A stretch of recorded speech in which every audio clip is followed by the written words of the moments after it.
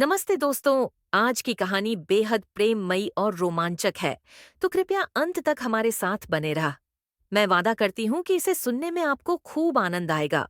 जब गहरी रात में कुंदन लाल अपनी नींद से जागते हैं, तो गला सूखने की वजह से वे अपने कमरे से बाहर निकलते हैं। बैठक में पहुंचकर वे एक गिलास ठंडा पानी गटकते हैं और वापस लौटने को तैयार होते हैं। तभी उनकी नजर अपने बेटे संजय के कमरे की ओर जाती है, जहां से रोशनी की किरणें बाहर झांक रही थी। घड़ी पर नजर डालते हैं। रात के 2 बज चुके थे। उन्हें आश्चर्य होता है कि उनका बेटा इतनी मेहनत से पढ़ाई कर रहा है। इस विचार के साथ उनके पैर अनायास ही संजय के कमरे की ओर बढ़ने लगते हैं। लेकिन दरवाजे तक पहुंचने से पहले ही कुछ अजीब सी आवाजें उनके कानों में पड़ती हैं, जिससे उनके कदम ठिठक जाते हैं। कुछ देर तक सोचने के बाद वे दरवाजे को खोलने का इरादा करते हैं, पर यह पहले से ही थोड़ा खुला हुआ था।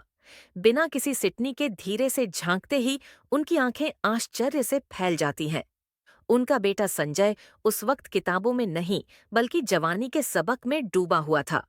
वे देखते हैं कि संजय अपनी नौकरानी रंजना के साथ पलंग पर लेटा हुआ है, जो उनके घर में पूरे समय की सहायिका थी। यह नजारा देख कुंदन लाल का खून खौल उठता है। उनकी आंखें क्रोध से तमतमा रही थीं। वे लगातार उस दृश्य को देखते रहे। यह विश्वास नहीं कर पा रहे थे कि उनका बेटा ऐसा कुछ कर सकता है। उन्हें अंदाजा भी नहीं था कि उनके घर में उनकी नजरों से छिपकर यह सब चल रहा था। लेकिन कुछ ही पल पहले जो आंखें गुस्से से भरी थीं, अब उनके चेहरे का रंग बदलने लगा। गुस्से की जगह उनकी नजरों में एक नई चमक उभर आई। वासना की चमक यह तब हुआ जब उनकी निगाह रंजना पर टिकी। वे मन ही मन सोचने लगे, अरे, मैंने कभी नहीं सोचा था कि मेरी नौकरानी इतनी सुंदर हो सकती है। मेरे घर में ऐसी रूपवती मौजूद है और मैं अब तक अनजान था।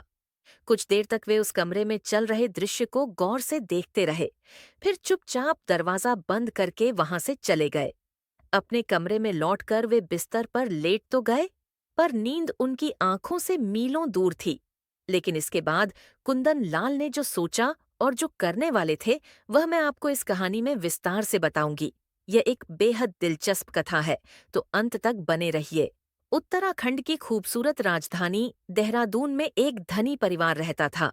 कुंदन लाल, जो एक बड़े जूते के व्यापारी थे, अपनी पत्नी शांति और बेटे संजय के साथ एक शानदार हवेली में रहते थे। संजय ने हाल ही में 12वीं कक्षा पास की थी और अब बीकॉम के पहले साल में पढ़ रहा था। उनके घर में पिछले 7 महीनों से एक युवती काम कर रही थी, जिसका नाम रंजना था।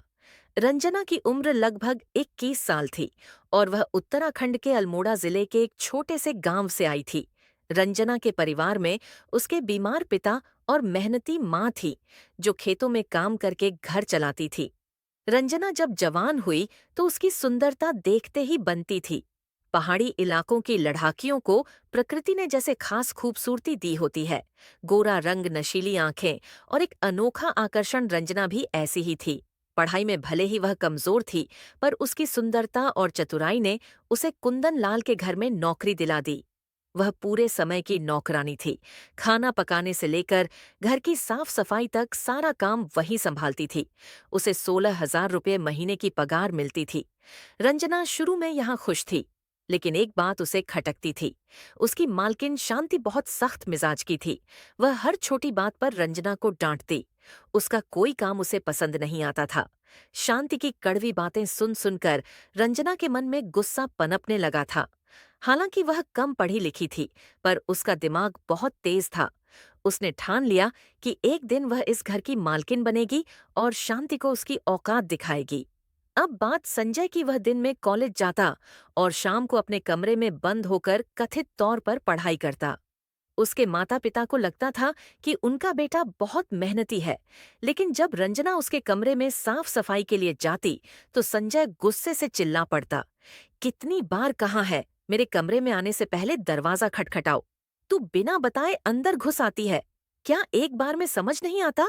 रंजना माफी मांग लेती, पर अगली बार फिर वही गलती दोहराती। एक दिन जब रंजना संजय के कमरे में झाड़ू लगा रही थी, संजय नहाने गया हुआ था। सफाई करते वक्त उसे संजय के तकिए के नीचे से एक चमकदार किताब दिखी। उत्सुकता से उसने उसे उठाया और पन्ने पलटते ही उसकी आंखें चौड़ी हो गईं। यह कोई पाठ्य पुस्तक नहीं, बल्कि एक उत्तेजक पत्रिका थी। तस्वीरें और कहानियां देखकर उसका दिल तेजी से धड़कने लगा। वह उत्तेजना से भर उठी, पर तभी संजय के आने की आहट हुई। जल्दी से उसने पत्रिका वापस रख दी और काम निपटाकर बाहर निकल गई। कुछ दिन बाद वह फिर संजय के कमरे में गई। संजय छज्जे पर फोन में व्यस्त था और उसका लैपटॉप बिस्तर पर खुला पड़ा था। स्क्रीन पर एक अश्लील वीडियो चल रहा था। रंजना ने चुपके से देखा और उसका मन फिर से बेकाबू होने लगा। वह जल्दी से अपने कमरे में भागी और खुद को किसी तरह अपने आप को शांत करती है। अकेले में सोचते हुए रंजना को एक तरकीब सूझी। उसे समझ आ गया कि संजय की कमजोरी उसकी शारीरिक भूख थी। वह उसे अपने जाल में फंसाकर अपने सपनों को सच कर सकती थी। उसने योजना बनाई और अगले दिन से काम शुरू कर दिया। संजय के कमरे में साफ सफाई करते वक्त वह जानबूझकर अपना ओढ़ना हटा देती, ताकि उसका शरीर संजय की नजरों में आए। झुकते वक्त वह ऐसे कोण बनाती कि संजय का ध्यान उसकी ओर जाए। उसकी चाल काम कर गई। संजय अब उसे चोर नजरों से देखने लगा। धीरे धीरे वह उससे बातें करने लगा। उसकी आवाज में नरमी और शब्दों में मिठास आने लगी। रंजना भी बड़े प्यार से जवाब देती, जैसे कुछ जानती ही ना हो। एक रात जब घर में सब सो गए, रंजना ने संजय के कमरे का दरवाजा खटखटाया। घड़ी में 12 बज चुके थे। संजय ने दरवाजा खोला और पूछा, इतनी रात को यहाँ क्या काम है? रंजना ने नरम स्वर में कहा। मुझे नींद नहीं आ रही थी, थोड़ा बेचैन हूँ, सोचा आप जाग रहे होंगे तो बात कर लूं। बातचीत शुरू हुई और बंद कमरे में दो जवान दिलों का करीब आना स्वाभाविक था। उनकी आंखों ने इशारे किए और कुछ ही पलों में सारी हदें टूट गई।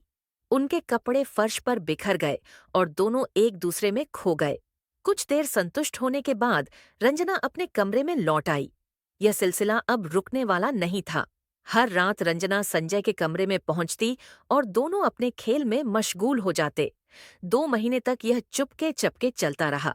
दिन में भी जब मौका मिलता, संजय उसे छूने की कोशिश करता और रंजना उसे रोकती नहीं थी। उसने संजय से पैसे भी लेने शुरू कर दिए, कभी माँ की दवा के लिए, कभी पिता के इलाज के बहाने।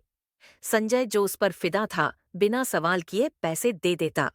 एक शाम जब कुंदन लाल, शांति और संजय खाने की मेज पर बैठे थे, रंजना खाना परोस रही थी। शांति ने तारीफ में कहा, तुझे चाहे जितना डांटू खाना, तू लाजवाब बनाती है।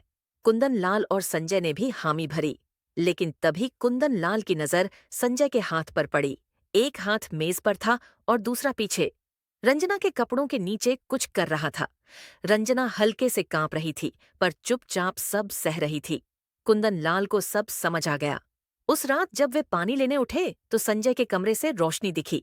वे सोचने लगे कि यह सही मौका है बेटे को समझाने का, लेकिन कमरे के पास पहुंचते ही उन्हें वही आवाजें सुनाई दी। झांकने पर उन्होंने संजय और रंजना को अंतरंग अवस्था में देखा।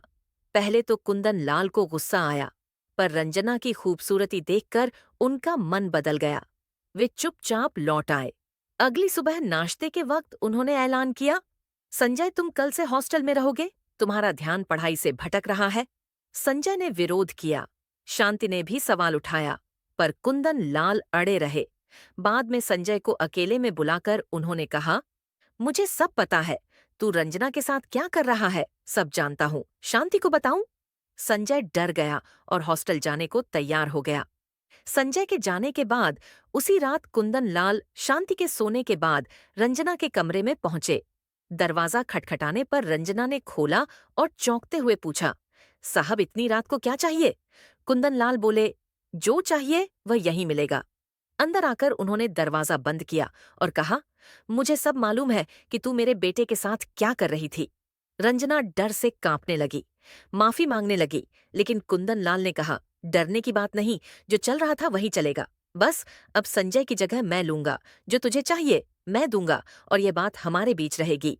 रंजना ने सोचा, बेटा हो या बाप, उसका मकसद तो घर की मालकिन बनना था। उसने हामी भर दी। उस रात कुंदन लाल और रंजना एक दूसरे के साथ उलझ गए। रंजना ने उन्हें इस कदर खुश किया कि कुंदन लाल 7वें आसमान पर पहुंच गए। अब यह रोज का किस्सा बन गया। कुंदन लाल हर रात रंजना के पास जाते। धीरे धीरे वे उसके प्यार में डूब गए। रंजना ने शादी का जिक्र